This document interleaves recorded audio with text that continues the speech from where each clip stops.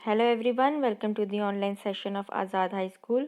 आज हम करेंगे क्लास सेकंड की रियल इंग्लिश का चैप्टर नंबर 10, जिसका नाम है टू लिटिल किटन्स। ये एक पोएम है। आइए पढ़ते हैं। Two little kittens one stormy night begin to quarrel and then to fight. One had a mouse and the other had none, and that was the way the quarrel had begun. यहाँ पे बताया है कि दो छोटी छोटी बिल्लियाँ होती हैं। एक तूफानी रात में दोनों झगड़ा कर रही होती हैं, और झगड़े की वजह क्या होती है? एक के पास चूहा होता है और एक के पास कुछ नहीं, तो दोनों आपस में उस चूहे के लिए लड़ रही होती हैं। I will have that mouse, said the bigger one. You will have that mouse, you will have none. बड़ी वाली बिल्ली क्या कहती है कि मुझे वो चूहा चाहिए, और छोटी वाली क्या कहती है? तुम्हें वो चूहा चाहिए, तुम्हें कुछ नहीं मिलेगा। I will have that mouse, said the tortoise shell, and spitting and scratching on her sister, she fell. फिर से बड़ी वाली बोलती है क्या कि मुझे वो चूहा चाहिए। टोर्टाइस शेल का कहने का मतलब है ये एक तरह का शेड है जो उस बिल्ली का है। कैसा शेड? ब्लैक और ब्राउन कलर का। वो बोलती है कि मुझे वो चूहा चाहिए ही चाहिए, और वो उस दूसरी वाली बिल्ली को, जो कि उसकी बहन है, वो उसको नोच रही होती है और उससे झगड़ा कर रही होती है। I have told you before, 'twas a stormy night when these two kittens begin to fight.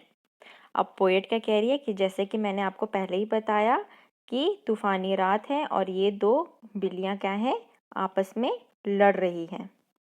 The old woman took the sweeping broom and swept them both right out of the room.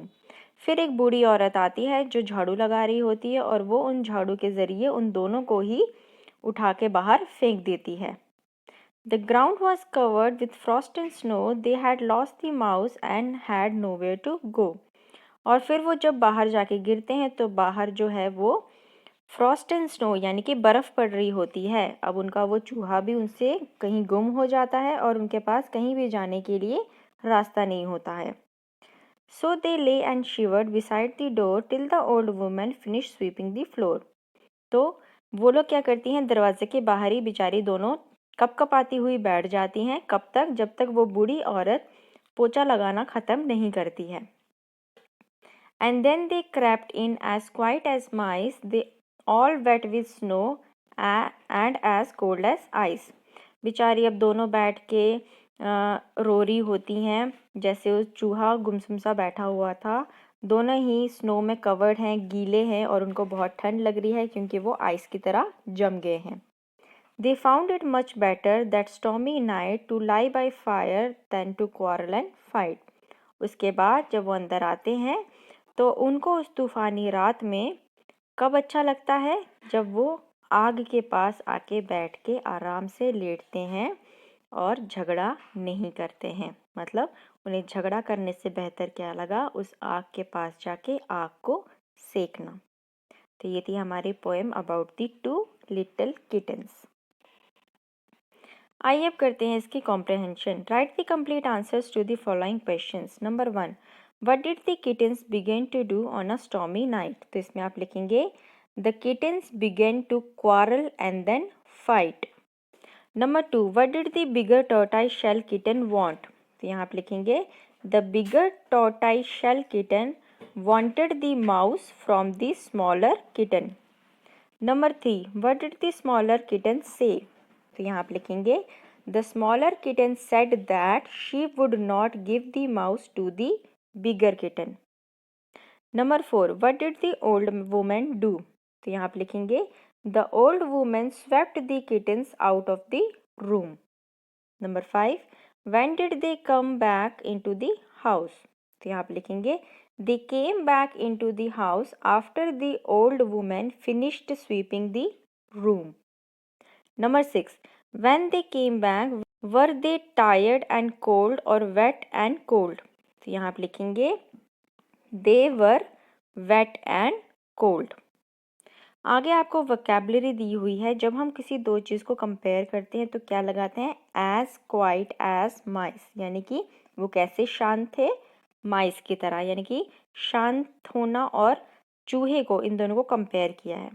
तो इसी तरीके से हमने यहाँ पे लिखना है as busy. तो बिजी हम किसके लिए यूज़ करते हैं? बी के लिए। तो यहाँ लिखा है as busy as a bee. उसी की तरह सेकंड वाला होगा as proud as a peacock. Number third as white as snow. Number fourth as brave as a lion. Number fifth as slow as a snail. Number six as hungry as a wolf.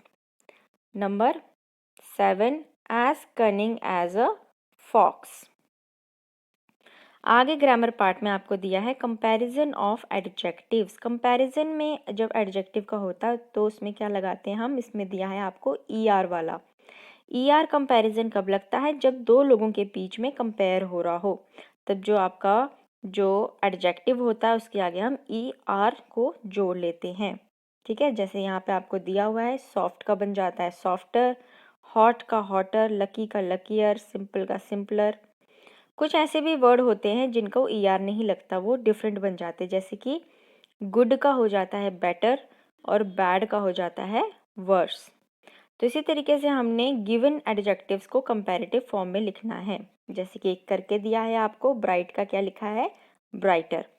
Second fresh का होगा fresher, quick का होगा quicker, cool का होगा cooler, hot का होगा hotter, sad का होगा सैडर, डबल डी लगता है, थिन का होगा थिनर, डबल NER लगेगा, और वेट का होगा वेटर, डबल TER लगेगा।